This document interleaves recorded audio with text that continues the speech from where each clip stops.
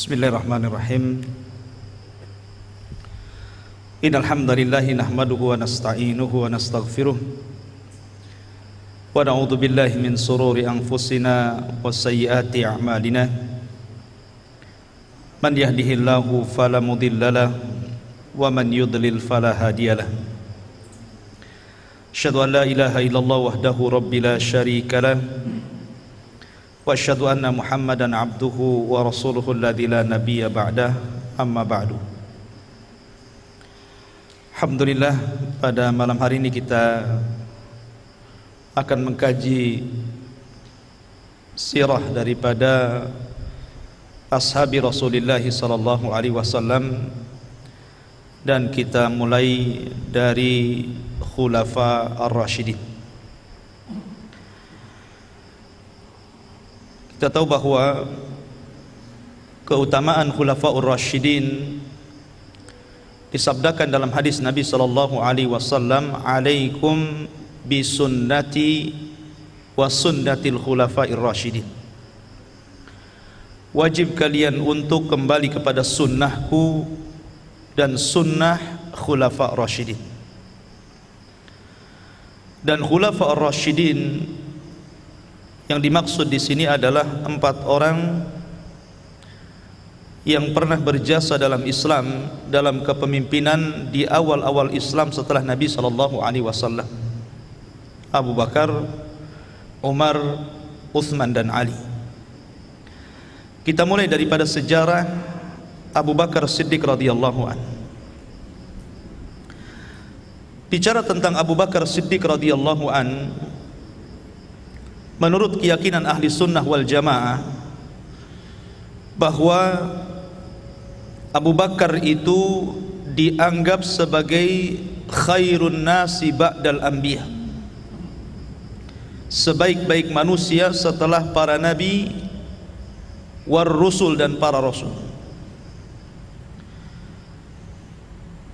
Dari sini menunjukkan bahwa keistimewaan Abu Bakar Siddiq radhiyallahu an dibandingkan yang lainnya, dan ini disyaratkan dalam sebuah riwayat di mana Muhammad ibn Ali ibn Abi Talib, putra daripada Ali bin Abi Talib, namanya Muhammad, itu bertanya kepada bapaknya. Pada siapa? Kepada Ali. Dia mengatakan, "Qultu li abi," aku berkata kepada bapakku Ali bin Abi Talib, "Ayyun nasi khairun ba'da Rasulillah sallallahu alaihi wasallam." Wahai bapakku, siapa yang lebih baik manusia setelah Rasul? Maka Ali radhiyallahu an mengatakan, Abu Bakrin, Abu Bakar. Qultu, dan aku katakan, tsumma man, kemudian siapa lagi wahai bapakku? Maka Ali mengatakan, tsumma Umar, kemudian Umar. Kemudian kata Muhammad bin Ali mengatakan, wa khasyitu an yaqula Utsman, dan aku takut kalau orang ketiga yang akan ditanyakan adalah Utsman. Maka aku pun mengatakan kepada bapakku, summa man, kemudian siapa lagi? Kemudian Ali radhiyallahu anhu mengatakan, ma ana illa rajulun minal muslimin. Ketika kemudian ditanya, karena takut jawabannya Utsman bin Affan radhiyallahu an, akhirnya kemudian anaknya ini mengatakan, bagaimana dirimu wahai bapakku? Maka kemudian Ali mengatakan, tidaklah saya melainkan satu di antara kaum muslimin. Di sini bentuk tawadhu'nya Ali radhiyallahu an, dan tidak mengatakan dia orang terbaik setelah mereka semuanya. Lah dari hadis ini atau riwayat ini, maka ahli sunnah wal jamaah berkeyakinan bahwa para sahabat Nabi SAW adalah manusia terbaik setelah para Nabi dan Rasul. Dan dari seluruh para sahabat Nabi dan Rasul, yang paling terbaik adalah Abu Bakar As-Siddiqul Akbar radhiyallahu anhu. Bagaimana tidak, ikhwah fillah muliakan Allah subhanahu wa ta'ala, Abu Bakar adalah awal man aslam minar rijal, orang yang pertama kali masuk Islam dari kalangan orang dewasa. Abu Bakar adalah awal seorang muslim yang berdakwah ilallah dan yang mendapatkan ujian setelah Rasulullah. Bahkan disebutkan oleh Aisyah radhiyallahu anha bagaimana kondisi Abu Bakar Siddiq radhiyallahu an di awal-awal dakwahnya. Dia mendapatkan ujian dari orang-orang Quraisy karena membela agama Nabi sallallahu alaihi wasallam. Kemudian juga Abu Bakar adalah orang yang menyeru manusia ke dalam Islam setelah Rasulullah. Kemudian juga Abu Bakar adalah manusia yang pertama kali menyerahkan kekayaannya untuk menolong agama Allah Subhanahu wa taala, tentunya setelah Khadijah. Dan Abu Bakar Siddiq radhiyallahu an termasuk orang yang paling bertakwa dari umat ini jikalau dibandingkan seluruh manusia keimanannya dalam satu neraca timbangan, dan iman Abu Bakar diletakkan di timbangan satunya, maka niscaya timbangan Abu Bakar lebih berat dari seluruh umat manusia setelah Nabi sallallahu alaihi wasallam. Ma'asyiral muslimin yang dimuliakan Allah Subhanahu wa taala, dari Amr bin As radhiyallahu an, dia datang kepada Nabi sallallahu alaihi wasallam, kemudian bertanya, ayyun nasi ahabbu ilaika ya Rasulullah, Rasul, manusia mana yang kau cintai?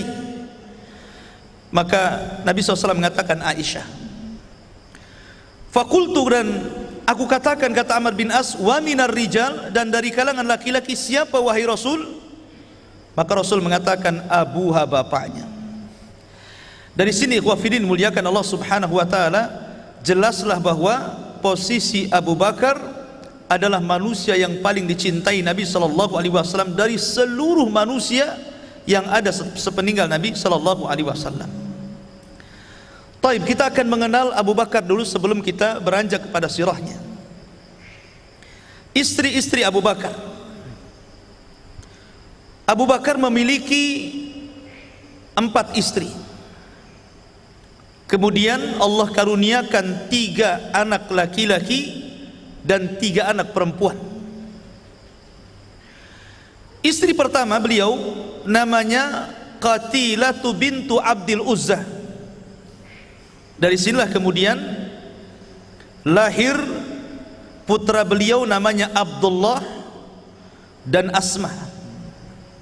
Abdullah dan Asma. Kemudian istri kedua namanya Ummu Ruman bintu Amir. Dari beliau inilah kemudian lahir Aisyah radhiyallahu anha dan saudara kandungnya Abdurrahman. Kemudian istri ketiga namanya Asma bintu Umais. Asma bintu Umais dulunya istri daripada Ja'far bin Abi Thalib. Kemudian Ja'far mati syahid, kemudian menikah dengan Abu Bakar. Lah ketika Abu Bakar Siddiq radhiyallahu an meninggal dunia, maka dia menikah dengan Ali. Jadi Asma ini menikah 3 kali. Pertama dengan Ja'far, Ja'far meninggal menikah dengan Abu Bakar, Abu Bakar meninggal menikah dengan Ali. Dan dia orang yang pertama kali dari kalangan kaum mukminin, kalangan wanita orang Islam yang memandikan jenazah suaminya. Jadi ketika Abu Bakar meninggal dunia, maka yang memandikan jenazah Abu Bakar itu istrinya namanya Asma bintu Umais. Makanya kemudian para ulama fikih ketika mereka membuat bab tentang bolehnya seorang istri memandikan jasad suaminya, berdalilkan dengan Asma bintu Umais ketika memandikan suaminya Abu Bakar, dan dia orang pertama dari kalangan wanita yang memandikan suaminya dalam Islam. Asma bintu Umais ini. Lah dari Asma bintu Umais ini lahirlah Muhammad bin Abi Bakar. Kemudian yang terakhir namanya Habibah bintu Kharijah, dan dari sinilah lahir namanya Ummu Kulsum. Berarti 3 laki-laki 3 perempuan. Saya ulangi, yang laki-laki Abdullah, Abdurrahman, dan Muhammad. Ya kan? Kalau perempuan, Asma, Aisyah radhiyallahu anha, dan Ummu Kulthum. Ini nama-nama istri dan anak-anak Abu Bakar. Taib. Kemudian kita akan mengenal tentang julukan Abu Bakar berdasarkan nas, dalil. Pertama, Abu Bakar mendapatkan laqab atau julukan sebagai As-Siddiq. As-Siddiq karena ada ceritanya. Ketika Nabi SAW melaksanakan Isra Mi'raj, kemudian setelah kejadian itu kemudian diceritakan kepada para penduduk Quraisy, ternyata tidak ada satupun manusia yang percaya dengan cerita itu kecuali Abu Bakar. Dari sinilah maka kemudian disematkan kalimat As-Siddiq pada cerita Isra Mi'raj ini, karena Abu Bakar mengatakan, kalaulah ada kejadian yang lebih mustahil daripada Isra Mi'raj, maka aku orang yang pertama membenarkannya. Ini julukan yang pertama, As-Siddiq. Julukan yang kedua, Al-Atiq, karena Nabi SAW yang memberikan kunyah itu, laqab itu. Kata Nabi SAW, anta atiqullah minan nar, engkau wahai Abu Bakar orang yang akan dibebaskan Allah dari api neraka. Atiq itu artinya yang akan dibebaskan dari api neraka. Bahkan dalam riwayat Nabi mengatakan, abshir ya Abu Bakrin fa anta atiqullahi minan nar, berbahagialah wahai Abu Bakar karena engkau adalah Atiq, manusia yang akan dibebaskan dari kobaran api neraka. Kemudian yang ketiga, laqab Abu Bakar disebut As-Sahib, sebagai kawan Rasul. Sahib itu artinya kawan akrab. Ya. Mungkin antum banyak kawan, tetapi di antara sekian kawan ini yang paling akrab itu disebut As-Sahib namanya. Lah Abu Bakar itu termasuk sahib Rasul, dan ini difirmankan dalam Al-Quran. Allah mengatakan, illa tansuruhu faqad nasarahu Allahu id akhrajahu alladhina kafaru thaniyasnaini idh huma fil ghari idh yaqulu li sahibihi la tahzan. Di sini Allah mengatakan idh yaqulu li sahibihi, Allah sebut sahib, la tahzan. Ketika Abu Bakar Siddiq bersama Nabi SAW dalam gua, dalam perjalanan hijrah, dikejar-kejar oleh orang-orang musyrik kan, maka Abu Bakar dan Rasul sembunyi dalam gua. Makanya Allah mengatakan, tsaniyasnaini idhuma fil ghar, dua orang yang berada dalam gua. Ketika Abu Bakar itu ketakutan, kenapa? Karena tentara berada di atasnya. Maka Nabi SAW kemudian memberikan ketenangan kepada Abu Bakar, dan Allah katakan, idh yaqulu li sahibihi la tahzan innallaha ma'ana. Ketika dia, maksudnya Rasul, berkata kepada sahibnya. Siapa sahibnya? Abu Bakar, jangan kau sedih karena Allah bersama kita. Maka julukan yang ketiga, Abu Bakar disebut As-Sahib berdasarkan nas Al-Quran. Kemudian juga Abu Bakar disebut Al-Atqa. Al-Atqa, manusia yang paling takwa. Karena ketika Abu Bakar Siddiq radhiyallahu an banyak memerdekakan budak-budak, banyak sekali Abu Bakar itu memerdekakan budak-budak, termasuk Bilal bin Rabah, dan budak-budak yang lainnya dimerdekakan dan dimasukkan ke dalam Islam. Maka ketika itu ayahandanya Abu Quhafah datang kepada Abu Bakar mencelanya. Artinya, kenapa kau memerdekakan budak-budak lemah? Bagus kau memerdekakan budak-budak yang kuat-kuat bisa menjaga kamu dalam kehidupanmu. Tapi kemudian Abu Bakar mengatakan, tidak, karena aku memerdekakan mereka itu liwajhillah, karena wajah Allah Subhanahu wa ta'ala. Makanya Allah Subhanahu wa ta'ala turunkan firman Allah kepada Abu Bakar, wasayujannabuhal atqa alladhi yu'ti ma lahu yatazakka wa ma li ahadin indahu min ni'matin tuzza illa ibtigha'a wajhi rabbihil a'la wala sawfa yarda. Di sini Allah sebut atqa. Ya, atqa itu maksudnya Abu Bakar yang telah memberikan hartanya untuk mensucikan dirinya dan dia tidak mengharap balasan kecuali wajah Allah Subhanahu wa taala. Jadi julukan yang keempat disebut atqa dan yang terakhir disebut awwah. Awwah itu artinya karena kelembutan Abu Bakar, kehusyuan dalam beribadah Abu Bakar, rasa takutnya dia kepada Allah Subhanahu wa taala, makanya kemudian disebut awwah. Ini diantara julukan Abu Bakar. Taib. Ma'asyiral muslimin yang dimuliakan Allah Subhanahu wa taala, kita masuk pada sirah Abu Bakar Siddiq radhiyallahu anhu. Siapa Abu Bakar? Kemudian bagaimana sepak terjangnya dalam Islam? Apa yang sudah ditorehkan kepada Islam? Dan apa saja nasihat-nasihat dari Abu Bakar Siddiq radhiyallahu an yang akan menjadikan pegangan kita kaum muslimin. Ma'asyiral muslimin yang dimuliakan Allah Subhanahu wa taala, Abu Bakar Siddiq radhiyallahu an memiliki ayahanda namanya Abu Kuhafah At-Tamimi Al-Qurashi. Masya Allah, sahabat yang ibu bapaknya sama-sama Quraisy itu jarang. Jadi bapaknya keturunan Quraisy, ibunya juga keturunan Quraisy, seperti Abu Bakar ini. Dan Allah Subhanahu wa taala karuniakan Abu Bakar ini nikmat yang sangat besar, karena di awal dakwah Islam, di mana seluruh para sahabat tidak sanggup mengislamkan keluarganya, Abu Bakar justru mengislamkan keluarganya. Bapaknya masuk Islam walaupun setelah terjadinya Fatu Mekah gitu kan. Ibunya masuk Islam dahuluan, kemudian kerabat-kerabatnya, keponakan-keponakannya. Jadi keluarga besar yang banyak masuk Islam di zaman itu tidak ada kecuali Abu Bakar. Kalau yang lain mungkin dia masuk Islam, ibunya enggak. Dia masuk Islam, pamannya enggak. Dia masuk Islam, kerabatnya enggak. Kalau Abu Bakar semuanya masuk Islam.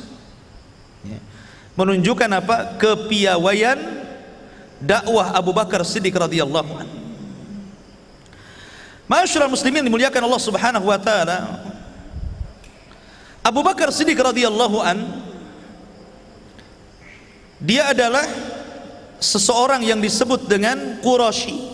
Memang asli orang Quraisy. Beliau termasuk orang kaya Quraisy. Bahkan dikatakan usahanya itu tajirul zahab. Abu Bakar itu pengusaha emas.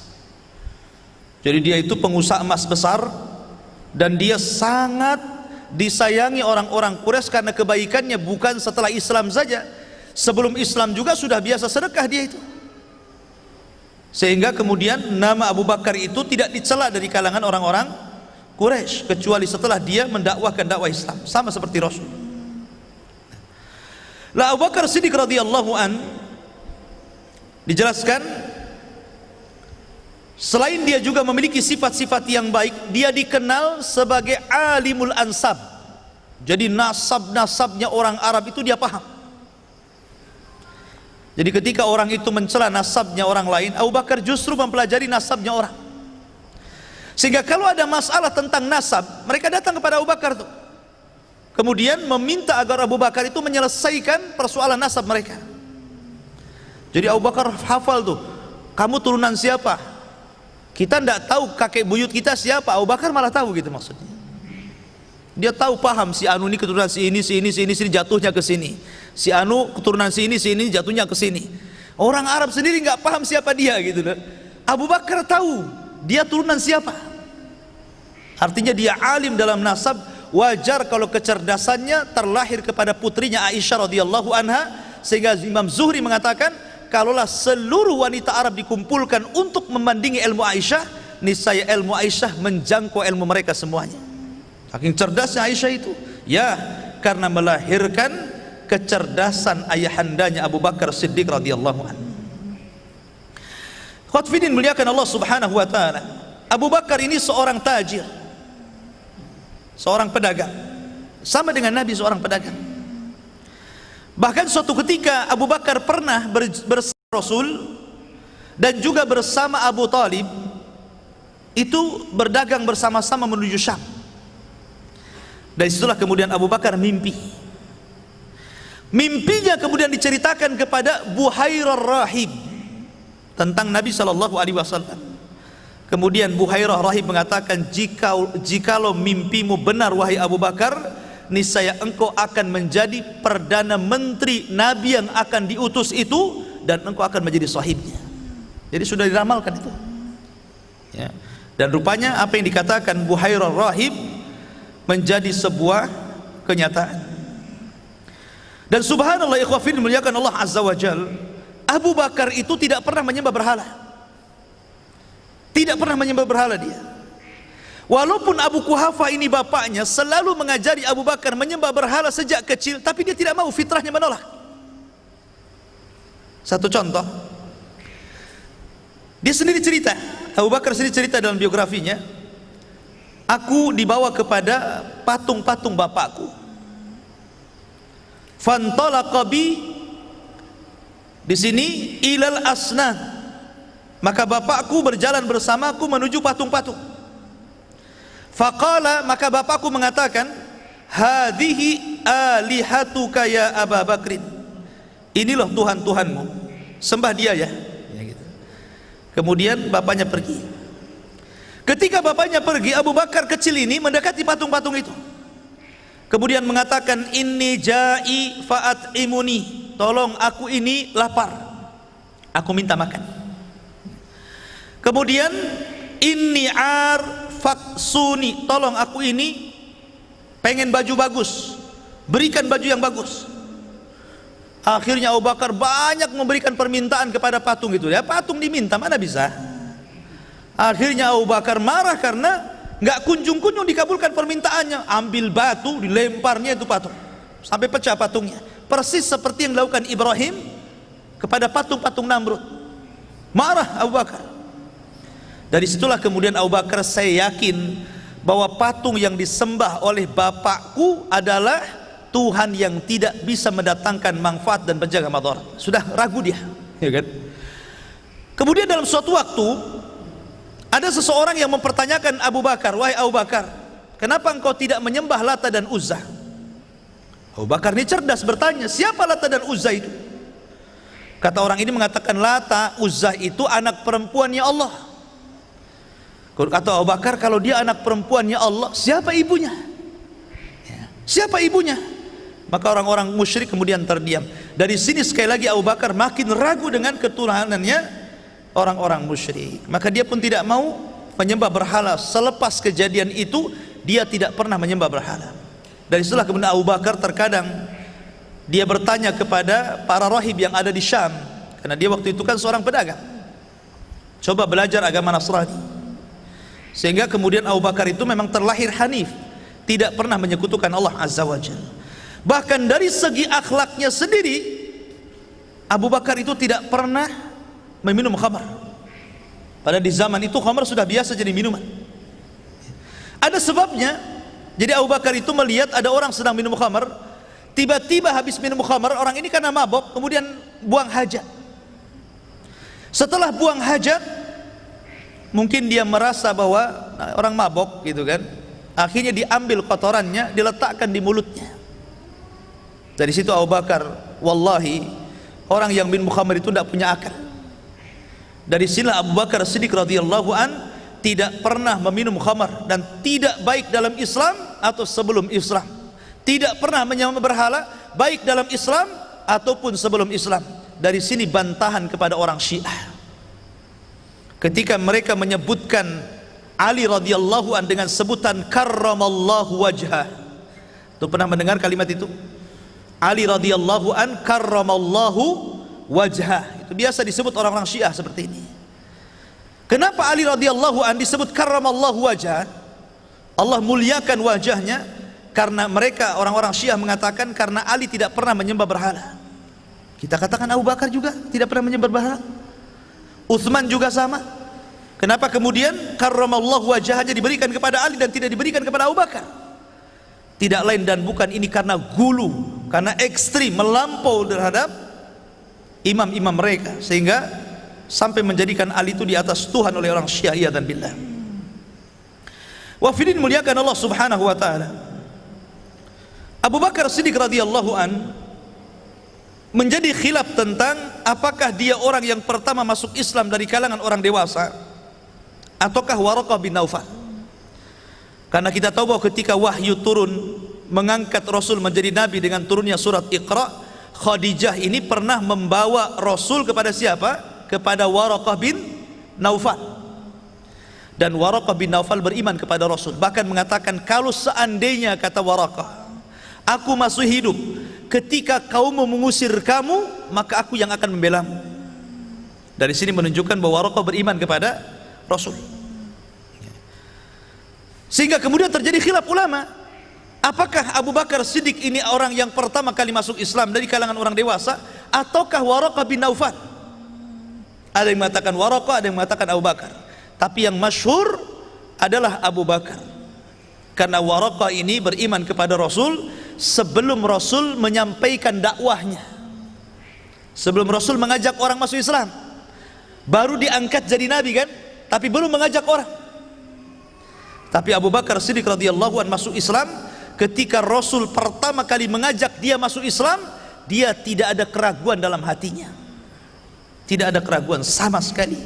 Makanya ketika seluruh manusia masuk Islam di atas keraguan, ternyata Abu Bakar masuk Islam di atas keyakinan. Itulah Abu Bakar Siddiq radhiyallahu anhu.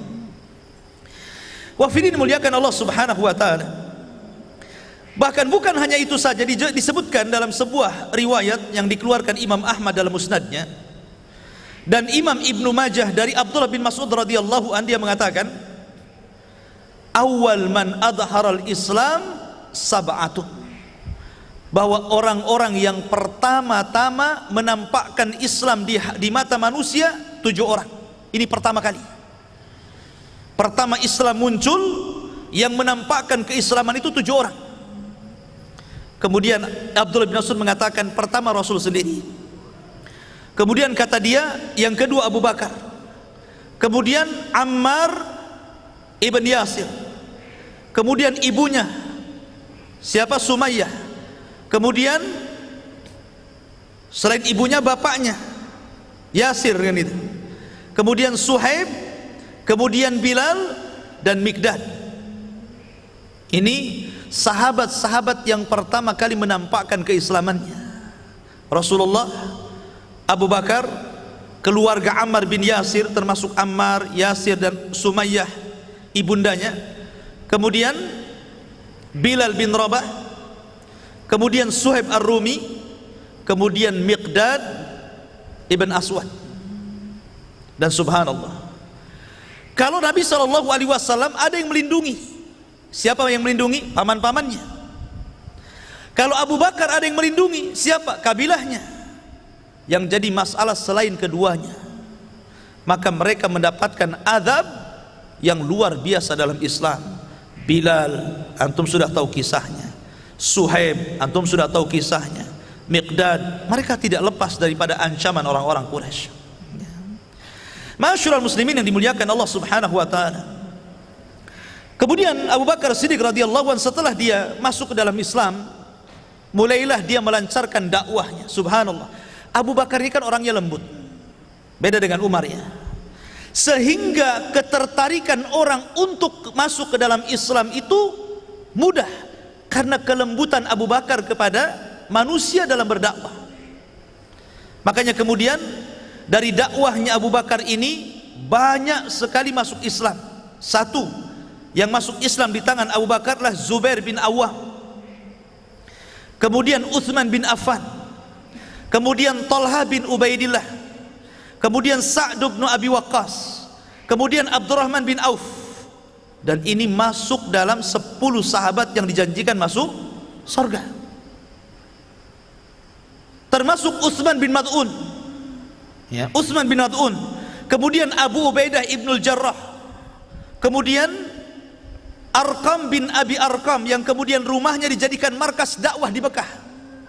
Jadi rumahnya itu dijadikan markas pembinaan Rasul terhadap para sahabatnya, sehingga melahirkan generasi terbaik umat ini. Dari rumahnya Arqam bin Abi Arqam ini masuk Islam karena Abu Bakar. Kemudian juga Abi Salamah Ibn Abdul Asad, itu pun termasuk masuk Islam, termasuk keluarganya ya. Keluarga Abu Bakar itu seperti umpamanya anaknya Asma, Aisyah, Abdullah, kemudian istrinya Ruman, kemudian pembantunya Amir ibn Fahirah, itu semua masuk Islam di tangan Abu Bakar. Subhanallah, lihat bagaimana perjuangan Abu Bakar di awal-awal loh ya. Ini sudah mengislamkan banyak orang. Makanya wajar kalau seandainya keimanan seluruh manusia setelah Abu Bakar berada di timbangan keimanan Abu Bakar Siddiq radhiyallahu anhu. Karena berdakwah di awal-awal itu beda. Orang babat hutan dengan orang nanam pohon di hutan itu sangat beda. Masih berat babat hutan gitu kan. Kalau sudah hutannya gundul tinggal nanamin saja lah kan gitu. Wafidin muliakan Allah subhanahu wa ta'ala. Kemudian juga itu diantara bagaimana perjuangan Abu Bakar Siddiq radhiyallahu an ketika berdakwah ilallah. Kemudian diantara bentuk kebaikan Abu Bakar adalah berusaha menolong kaum muslimin. Jasa-jasanya Abu Bakar itu menolong kaum muslimin yang lemah-lemah. Seperti diantaranya dia memerdekakan siapa?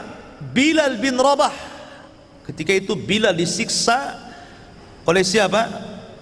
Oleh Umayyah bin Khalaf. Disiksa tuh, habis-habisan, hampir mati. Ya kan? Datang Abu Bakar membeli Bilal dengan harga yang tinggi melebihi harga budak-budak yang lainnya. Ya. Kemudian juga diantaranya dia memerdekakan namanya seorang budak namanya Amir ibn Fahirah. Kemudian Ummu Ubais atau Ummu Umais. Kemudian Zunairah. Zunairah ini seorang budak yang dimerdekakan Abu Bakar. Dulunya dia buta ya. Kemudian orang-orang Quraisy mengira bahwa apa namanya Zunairah ini buta karena tidak lagi menyembah Lata dan Uzza, atau dikarenakan Lata dan Uzza dia buta. Maka wanita ini kemudian mengatakan Zunairah ini kadzabu, mereka dusta. Orang-orang Quraisy kafir yang mengatakan aku buta gara-gara Lata dan Uzza itu dusta, katanya Zunairah ini. Kemudian dia mengatakan aku tidak dibutakan oleh Lata dan Uzza karena aku tahu bahwa keduanya tidak bermanfaat untuk kehidupanku. Setelah dia keluar dari agama musyrikun dan masuk ke agama Rasulullah, maka kemudian Allah pun sembuhkan kedua matanya untuk membantah orang-orang Quraisy yang mengatakan kebutaan Zunairah ini karena Lata dan Uzza. Akhirnya Allah sembuhkan matanya ya. Wafidin muliakan Allah subhanahu wa ta'ala. Ini diantara bentuk kebaikan Abu Bakar menolong kaum muslimin yang lemah-lemah. Kemudian ketika Nabi SAW mulai berdakwah di kota Mekah, kemudian juga perlawanan sengit luar biasa dengan orang-orang musyrik, akhirnya kemudian Nabi SAW diizinkan Allah untuk melakukan hijrah. Abu Bakar Siddiq radhiyallahu anhu satu-satunya sahabat yang dipilih Rasul untuk menjadi sahibnya, temannya. Karena memang Abu Bakar itu teman Rasul sebelum Islam, teman Rasul dalam berdagang, teman Rasul ketika masuk Islam, teman Rasul ketika hijrah, teman Rasul ketika jihad, teman Rasul ketika wafat. Keduanya dikubur samping-sampingan, dan dia pun akan menjadi teman Rasul fi firdausil a'la. Itulah Abu Bakar Siddiq radhiyallahu anhu.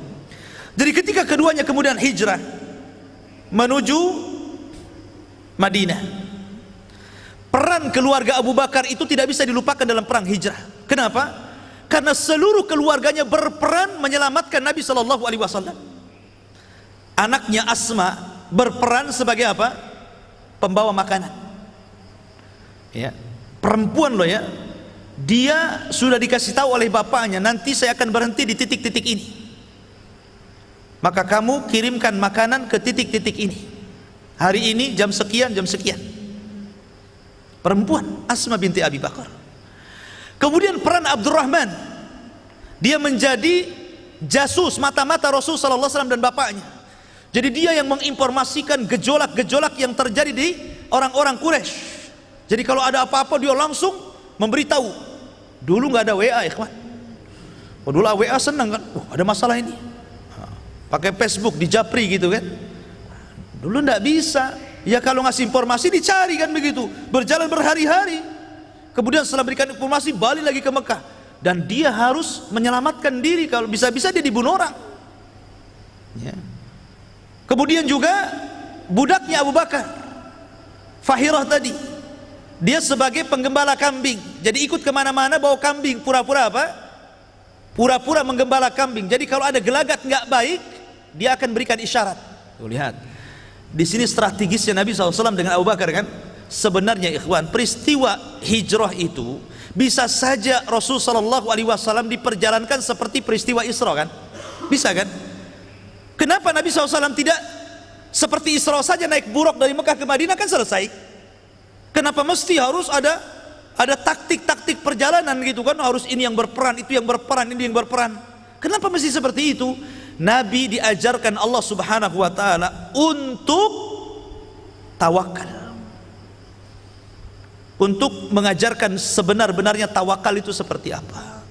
Ya, karena tawakal itu ada doa, ada usaha, ada penggantungan niat kepada Allah gitu kan. Jadi ada usaha di situ. Diajarkan bagaimana Nabi SAW tawakal yang betul-betul tawakal kepada Allah Subhanahu wa taala. Bisa saja Rasul dihijrahkan seperti Isra kan gitu. Kenapa mesti rumit-rumit harus berhari-hari dan menjadikan jalan yang biasa ditempuh berbeda dengan jalan yang lain? Jadi banyak pelajaran di sini dalam proses hijrah gitu kan. Dan subhanallah, hampir-hampir Nabi SAW dengan Abu Bakar itu ketahuan kalau bukan karena Allah Subhanahu wa taala melindungi keduanya, akhirnya Allah selamatkan Abu Bakar dan Rasul sampai ke kota Madinah. Adapun Abu Bakar Siddiq radhiyallahu anhu sesampainya di kota Madinah, maka dia diangkat oleh Nabi SAW sebagai wazirnya, sebagai menterinya, penasehatnya. Dari sinilah Abu Bakar tidak pernah lepas bersama Rasul berjihad. Tidak ada satupun peperangan yang dilakukan Rasul kecuali Abu Bakar terlibat di situ. Dia tidak pernah luput daripada jihad. Menunjukkan apa? Keberanian Abu Bakar, kehebatan dan kekuatan Abu Bakar. Dia terlibat dalam perang Badar. Kemudian dia juga terlibat dalam perang Uhud tahun ketiga Hijriah. Kemudian juga dia terlibat dalam perang Bani Nadir pada tahun 4 Hijriah. Kemudian juga terlibat dalam perang Bani Mustalik pada tahun 5 Hijriah. Kemudian juga dia terlibat dalam perang Bani Quraidah. Ketika Bani Quraidah, orang-orang Yahudi berkhianat, Rasul marah. Rasul mengatakan, idhabu, pergi kalian ila Bani Quraidah, serang Bani Quraidah, dan jangan sholat asar di jalan. Abu Bakar ikut terlibat di sini. Ya. Dan perang Bani Quraidah juga pada tahun 5 Hijriah. Kemudian juga Abu Bakar terlibat dalam perang Khaybar pada tahun 7 Hijriah. Pada tahun 7 Hijriah, Abu Bakar Siddiq radhiyallahu an kemudian perang bersama Nabi dalam perang Khaybar. Kemudian juga pada waktu yang sama terjadi peperangan juga. Abu Bakar juga ikut serta bersama Nabi SAW. Kemudian di tahun ke-7 Hijriah, kaum muslimin berangkat bersama Rasul untuk umroh qadha bersama Abu Bakar juga di situ. Ya. Dan pada tahun ke-8 Hijriah terjadi perang Dhatus Salasil. Abu Bakar juga terlibat dalam perang ini. Kemudian dalam perang Tabuk, Abu Bakar juga terlibat dalam ini. Banyak peperangan, intinya Abu Bakar Siddiq radhiyallahu anhu terlibat dengan Nabi SAW. Sampai akhirnya ketika Nabi SAW mendekati ajalnya, wafatnya, Nabi sakit. Maka ketika Nabi SAW sakit, Rasul tidak sebagaimana biasa mengimami kaum muslimin. Akhirnya orang yang kemudian disuruh Rasul untuk menggantikan imam sholat jamaah, tidak Umar, tidak Utsman, tidak juga orang-orang yang disuruh Al-Quran mengambil dari mereka, seperti Salim Maula Abi Hudzaifah, ataupun Abdullah bin Mas'ud, ataupun Ubay bin Ka'ab yang dibacakan atau diperintahkan Allah untuk membaca Al-Bayyinah kepadanya. Rasul tidak memerintahkan mereka, tapi Rasul memerintahkan Abu Bakar. Kenapa? Di sini ada isyarat suksesi kepemimpinan Abu Bakar setelah Rasul sallallahu alaihi wasallam meninggal dunia. Makanya dia yang disuruh jadi imam. Ya. Makanya kemudian setelah Nabi sallallahu alaihi wasallam meninggal dunia, maka Abu Bakar Siddiq radhiyallahu an kemudian mencium kening Nabi sallallahu alaihi wasallam. Ketika itu tidak percaya wafatnya Rasul, termasuk Umar. Ada yang marah-marah, ada yang menangis terus di rumahnya, ada yang berteriak-teriak, ada yang mengancam orang. Siapa yang mengatakan Muhammad sudah mati, ku penggal lehernya. Seperti Umar bin Khattab radhiyallahu anhu, ngancam-ngancam orang bawa pedang. Ya kan? Maka Abu Bakar Siddiq radhiyallahu melihat hiruk-pikuk yang luar biasa, dia harus cepat-cepat meredakan orang ini. Akhirnya Abu Bakar naik ke atas mimbar dan meminta Umar diam, tapi Umar tak mau diam. Naik dia ke atas mimbar. Kemudian dia berceramah di atas mimbar, menyadarkan seluruh para sahabat yang sedang berada dalam kesedihan. Kata Abu Bakar Siddiq radhiyallahu an, ayyuhan nas, wahai manusia, man kana minkum ya'budu Muhammadan, siapa di antara kalian masih menyembah Muhammad, fa innahu qad mat, dia sudah meninggal dunia. Wa man kana minkum ya'budullaha, tapi siapa di antara kalian yang menyembah Allah, fa innallaha hayyun la yamut, Allah tidak mati dan akan tetap hidup. Sadar semuanya.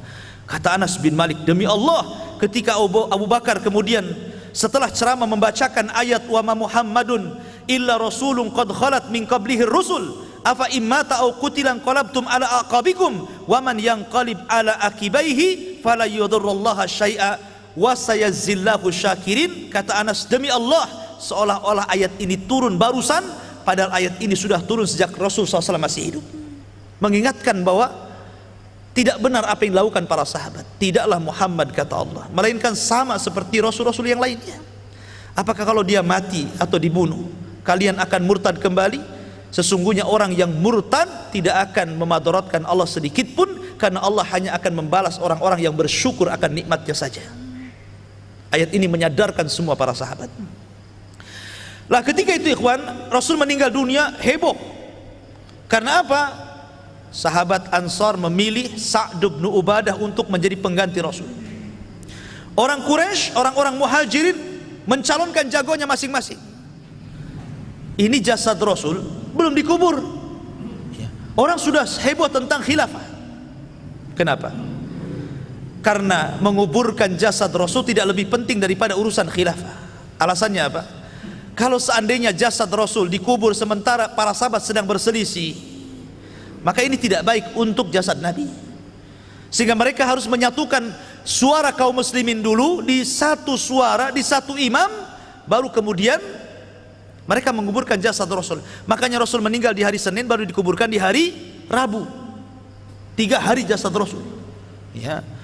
Setelah kemudian Abu Bakar disepakati, karena imamah itu harus dari Quraisy, maka Umar yang pertama kali membaiat Abu Bakar, kemudian disusul dengan yang lainnya. Walaupun ada 2 sahabat yang kemudian tidak hadir ketika itu, tapi belakangan berbaiat juga, Zubair bin Awam dan Ali radhiyallahu an. Tapi belakangan keduanya berbaiat kepada Abu Bakar Siddiq radhiyallahu an dan menjadikan dia khalifah pertama setelah Rasul. Lah ketika itulah baru ketika khilafah jatuh kepada Abu Bakar, maka jasad Rasul barulah dikuburkan. Itu pun terjadi khilaf. Dikuburkan di mana? Dibaki bersama para sahabatnya atau di tempat khusus? Tapi Abu Bakar sekali lagi mendamaikan seluruh manusia, menyejukkan dan mengatakan, aku pernah mendengar Rasul bersabda bahwa setiap nabi dikubur di mana dia tempat meninggal. Dan meninggalnya di kamar Aisyah, ya sudah di situ dikuburnya. Sampai hari ini kuburannya Nabi SAW tetap berada di kamar Aisyah radhiyallahu anha. Wafirin muliakan Allah Subhanahu wa taala. Ada hal yang menarik dari terpilihnya Abu Bakar Siddiq radhiyallahu an menjadi khilafah. Salah satu ceramahnya adalah Abu Bakar Siddiq mengatakan, ayyuhan nas, fa inni qad wallitu alaikum wa lastu bi khiyarikum. Wahai manusia, aku sudah dipilih menjadi pemimpin kalian, sementara saya bukan orang yang terbaik di antara kalian. Nih, pemimpin namanya seperti ini. Ini enggak zaman sekarang ya. Dia keluarkan program-programnya seolah-olah dia paling hebat sendiri gitu kan. Bahkan kalau ada debat capres itu saling menjatuhkan nih. Tapi lihat di sini, Abu Bakar mengatakan, aku sudah dipilih kalian, tapi aku bukan orang terbaik di antara kalian. Fa in ahsantu fa'inuni, kalau aku berbuat baik ataupun aku memutuskan sebuah kebaikan untuk rakyatku, tolong aku supaya lebih baik lagi. Ya. Bantu aku, kritikin aku, kasih masukan kepadaku biar aku lebih baik lagi. Wa in asa'tu faqawwimuni, tapi kalau aku melakukan kesalahan, keputusan yang salah, tolong luruskan. Ini pemimpinnya siap diluruskan dan siap diberikan masukan. As-sidqu amanatun wal kadhibu khiyanatun, jujur itu amanah, dusta itu khianat. Wad-dha'ifu fikum qawiyyun indi hatta arji alaihi haqqahu insyaallah, dan orang lemah di antara kalian adalah orang yang kuat di sisiku sampai aku kembalikan haknya. Kemudian wal qawiyyu fikum dhaifun indi, dan orang kuat di antara kalian lemah di sisiku hatta akhud al haqqa minhu insyaallah, sampai aku ambil hak zakatnya dari dia. Jangan main-main ya. Orang lemah di antara kalian ku anggap orang kuat, aku akan berikan haknya. Orang kuat di antara kalian ku anggap orang lemah, ku ambil harta kalian sebagai zakat dan sedekah kalian. Ini Abu Bakar nih, harusnya seperti itu. Ini enggaknya penguasa itu ambil orang-orang yang mendukung dia dari orang-orang kaya, orang kuat, untuk menghantam orang lemah, kan begitu? Bukan begitu gitu ya. Inilah kepemimpinan Abu Bakar. Kemudian Abu Bakar Siddiq radhiyallahu anhu mengatakan, la yada'u qaumun al-jihada fi sabilillah illa khadalahumullah bidhulli. Tidaklah sebuah kaum meninggalkan jihad di jalan Allah kecuali Allah hinakan dia. Wala tasi'al fahishatu fi qaumin illa ammahumullahu bil bala, dan tidaklah sebuah fahisyah, kemungkaran menyebar di sebuah daerah kecuali mereka halalkan azab Allah menimpa mereka. Atiuni ma ata'tullaha wa rasulah, tolong taati aku selama aku taat kepada Allah dan Rasulnya. Fa in asaitullaha wa rasulah fala ta'ata li alaikum, kalau aku bermaksiat kepada Allah dan Rasulnya, tidak ada untukku ketaatan untuk kalian. Faqumu li salatikum yarhamukallah, yarhamukumullah, maka berdirilah, kita akan sholat sama-sama, kata Abu Bakar. Dari sini ikhwah, bagaimana kalau kita resapi kata-kata nasihat Abu Bakar luar biasa, dan ini bekal bagi para pemimpin. Taib, apa sepak terjang Abu Bakar setelah meninggalnya Rasul dan diangkatnya menjadi khalifah? Abu Bakar ini diuji oleh Allah Subhanahu wa taala melebihi khalifah yang lainnya. Karena baru saja Nabi meninggal, kemudian Abu Bakar diangkat jadi khalifah, terjadi pemurtatan besar-besaran. Ya. Ada orang yang tidak mau bayar zakat, ada orang yang ikut nabi palsu, ada orang yang murtad dari agamanya. Masya Allah, diuji Abu Bakar Siddiq radhiyallahu anhu. Sementara Abu Bakar itu harus punya pasukan, yang pasukan ini disiapkan untuk menumpas mereka, sementara pasukan itu sudah disiapkan Rasul di masa Rasul sebelum wafat, di mana Nabi SAW pernah memilih seorang panglima perang yang masih muda namanya Usamah bin Zaid untuk menyerbu Syam, tapi belum diberangkatkan, Rasul meninggal. Ketika Abu Bakar jadi khalifah, tentu Abu Bakar perlu pasukan untuk memerangi orang-orang ini kan, tapi pasukan ini sudah disiapkan Rasul untuk ke Syam. Akhirnya Abu Bakar tidak mau mengambil satupun pasukan ini. Kata Abu Bakar, saya tidak akan mengambil satupun pasukan yang sudah disiapkan Rasul kecuali aku suruh berangkat mereka. Akhirnya Abu Bakar memerangi sendiri, karena pasukan hebat-hebatnya berangkat ke Syam dipimpin Usamah bin Zaid, sementara dia menggunakan pasukan yang tersisa, yang tidak termasuk dalam pasukan Usamah bin Zaid, digunakan untuk memerangi orang-orang yang kuat ini. Makanya ini ujian bagi Abu Bakar Siddiq radhiyallahu anhu. Di antaranya adalah Abu Bakar Siddiq radhiyallahu anhu melakukan hurubur riddah, memerangi orang murtad. Memerangi orang murtad, dan orang murtad di zaman itu terbagi menjadi tiga kelompok di zaman Abu Bakar ya. Pertama, simfun adu ila ibadatil ausan, ada sekelompok orang yang tadinya masuk Islam balik lagi menyembah berhala. Ini di zaman Abu Bakar nih. Dulunya Islam, bersyahadat, tapi setelah Rasul meninggal balik lagi menyembah berhala. Bukan. Yang kedua, simfun tabi'u alladzina idda'un nubuwata. Ada satu kelompok yang tadinya masuk Islam keluar, kemudian mengikuti nabi palsu seperti Musailamah al-Kadzdzab, kemudian Al-Aswad al-Ansi dan yang lainnya. Kemudian satu kelompok yang ketiga, simfun ya, istamarru alal Islam walakinnahum jahaduz zakata wa ta'awwalu bi annaha khasatan bi zamanin Nabi sallallahu alaihi wasallam. Satu kelompok tetap dalam Islam tapi mereka mengingkari syariat zakat. Mereka mentakwil bahwa zakat itu khusus di zaman Rasul. Kalau sudah tidak lagi Rasul, tidak ada zakat lagi. Maka kemudian Abu Bakar memerangi tiga kelompok ini. Kelompok yang murtad kembali kepada patung-patung mereka, kelompok yang murtad kembali mengikuti nabi-nabi palsu mereka, dan kelompok yang murtad adalah orang yang mengingkari kewajiban zakat. Ini berat Abu Bakar nih. Ya kan?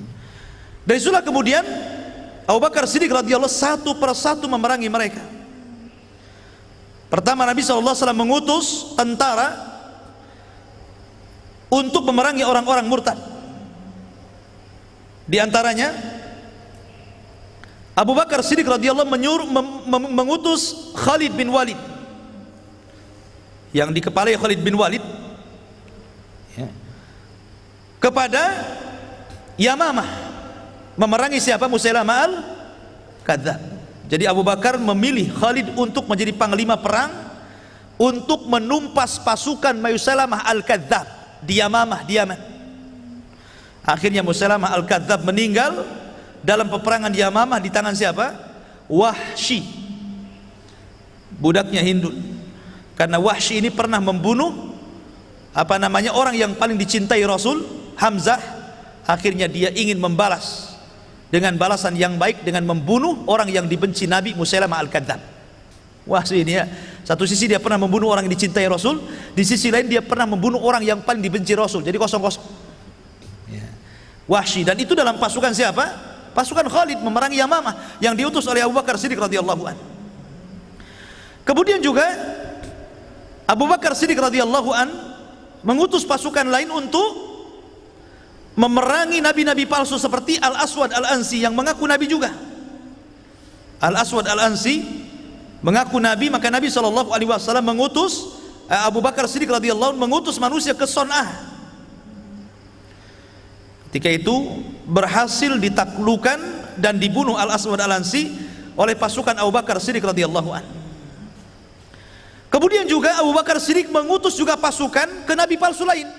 Jadi ada Al-Aswad al-Ansi, ada Musailamah al-Kadzdzab, ada Tulaihah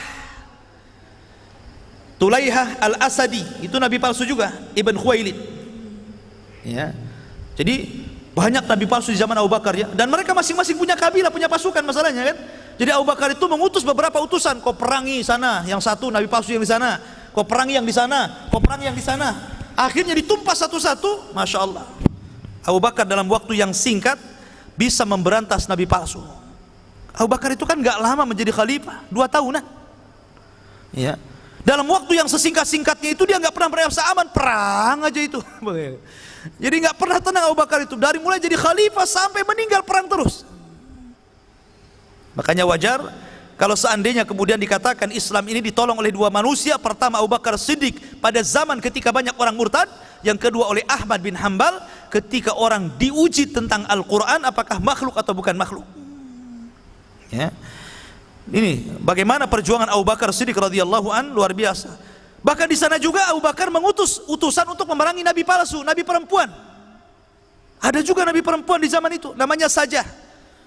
Dia menikah dengan Musailamah, nabi palsu perempuan menikah dengan nabi palsu laki-laki. Sajah ini kedua-duanya diperangi, habis ditumpas oleh Abu Bakar Siddiq radhiyallahu an ya. Baru setelah itu Abu Bakar Siddiq radhiyallahu menumpas para penentang zakat. Kata Abu Bakar, ketika itu Umar menyela-nyela, wahai Abu Bakar, kenapa kau perangi orang yang mengucapkan syahadatain ya? Kenapa kau perangi mereka? Kata Abu Bakar, demi Allah, Aku tidak akan membedakan orang yang meninggalkan sholat dan meninggalkan zakat.